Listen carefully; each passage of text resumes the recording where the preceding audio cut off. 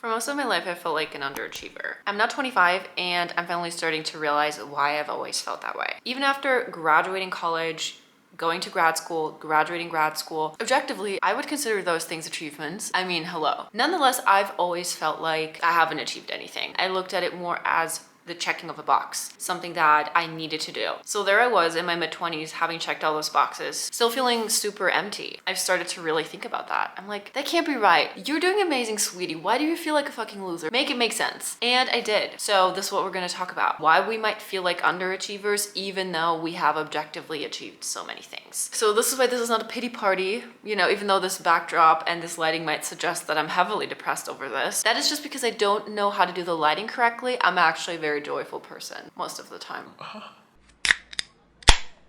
Hi, I'm Indra, and I started this little project very recently to talk about the growing pains of going from life in the comfort zone and what life should be to what life could be. Because starting to go after the things that you actually want in life can be very uncomfortable. So that's the journey we're on, and I would love for you to join me because I think it's gonna be fun. Okay. So I've always felt like an underachiever. You're probably thinking, well, she is a girly in the 21st century. Social media probably has something to do with it. Does social media have something to do with it? Well, yes. But the thing is, I've felt like that way before I was ever on social media. Does social media have the potential to elevate emotions, especially negative ones? Yes, 100%. But I don't think social media necessarily creates the emotion. I think you always already have a certain feeling, a certain mindset. Then you go on social media, you already feel bad. You're gonna feel even worse by scrolling through everyone's fucking highlight reels. Oh, they're on vacation, a Bali. Good for them. Oh, they just got promoted. Oh my God, they just moved to New York City. They got their nose done. Good for them. Of course, that's gonna make you feel more insecure. How could it not? But what I'm talking about is a little different. And what I've only recently realized is there are achievements and then there are achievements. And corporate wants to define the difference between the two pictures, and there is a difference. This time, there is one.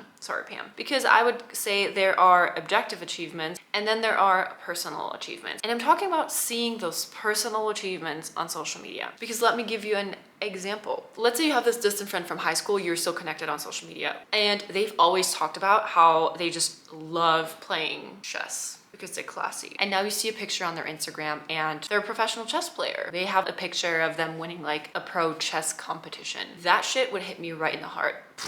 Obviously, it simplifies the journey, right? We didn't see how hard it was for them. Let's say you graduated high school 5-6 years ago. You don't see what happened in between, but you remember them always talking about their dream.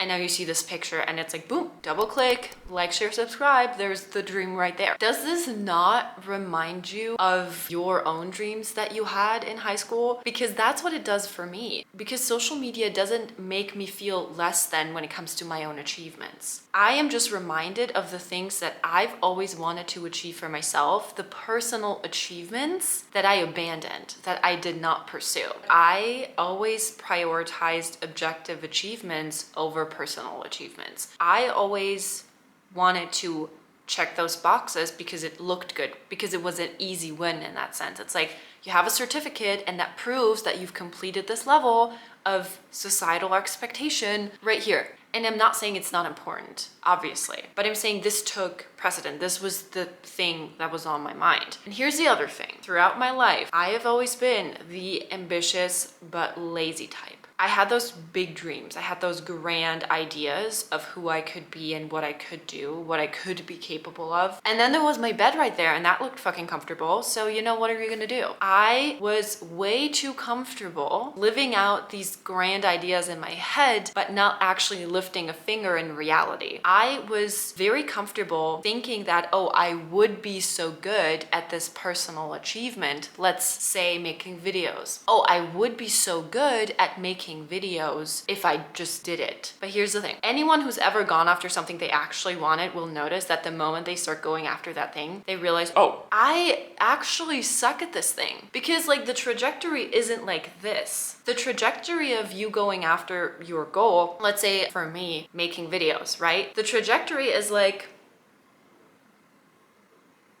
that is why going after your personal achievements is so terrifying. Those objective achievements like graduating high school, graduating college, moving out, getting your first job, that's what people do. But seeing your high school friend who's now a pro chess player, let's call him Mike. Mike's achievement is something that he wanted. That is not something that people do. That is what Mike does. And you're only seeing Mike's personal achievement because of social media, because you otherwise wouldn't probably even be in contact with him still. In that way, social media just gives us access to seeing all these things. And so then again, if you're like me, you're the ambitious but lazy type, so you had all those big dreams in your head, but you were scared of actually starting because then you'd see in reality you would suck. I mean, like I do right now, I don't consider this to be a very professionally edited video. I know I'm not good. How would I be good at that? I've never done that before. Like, duh. But that is so uncomfortable. But if that's my dream, how could I suck at that? Well, that is called growing. That is called being a person. And this is what I've realized. I can look at social media all day and look at people's vacations and look at their cars, their houses. That's what people do. People buy cars, people buy houses. You buy a bigger house, what? I don't give a fuck. But then again, Mike, there's Mike with his chess career that he've always dreamed of. It's like, fuck, I had dreams too. We all do. I totally see that there are people who simply can't always afford to go after their dreams. There are people who like, you have to put food on the table. You have to like work your ass off to even just make it month to month. I don't feel like I should speak on that necessarily. That's not what I'm talking about. I'm talking about people like me who are ambitious but lazy, where there objectively is no obstacle to you pursuing your dreams other than I like my bed more than I like downloading and editing software and learning how to edit videos. That's all. My upstairs neighbor just flushed their toilet, which is fine, but you probably heard that anyways. Good for them. Great, this completely took me out of my thought. I felt like I was on a roll, and no, I'm not. For people like me, laziness was the biggest obstacle. I can make it work. I can work full time and do all those things, and I can still find time to do this as I'm doing right now. And that has never been different. But I was, first of all, scared of that valley that when you first start, you're gonna have to face the fact that you suck before you can get better. And honestly, if it wasn't for social media constantly reminding me of my dreams and my laziness, I would have never bought a camera and I would have never hit record. And it took me years to even do that. And that's fine, like whatever. There's no expiration date on doing this. But I needed to get my ass kicked every single time I opened social media and saw people living out the life that I'm still only living in my head. And in that sense, I'm actually grateful for it because it really put it into perspective. Because then if you're like me, you know, in your mid-20s and you have those objective achievements, no matter how many college degrees you get, no matter how amazing the company is that you work for, no matter how awesome your apartment is, and hopefully your apartment doesn't have Eggshell colored walls. You can have those objective achievements. I am convinced, looking back on my life, that they never make up for those personal achievements. And that is why you can be super successful and you can feel like you haven't achieved anything, because you've achieved things that are impressive, no doubt, but they're not your things. Your things are over here, and no matter what those things are, they always weigh a little heavier than the objective things, because only you can have those things over here. We're all checking the same boxes over here. These boxes are just yours. And when I realized that, you better believe I whipped out this camera and I hit record and I was like, Fuck it. I'm gonna start uploading videos. It doesn't matter. It doesn't matter if it sucks.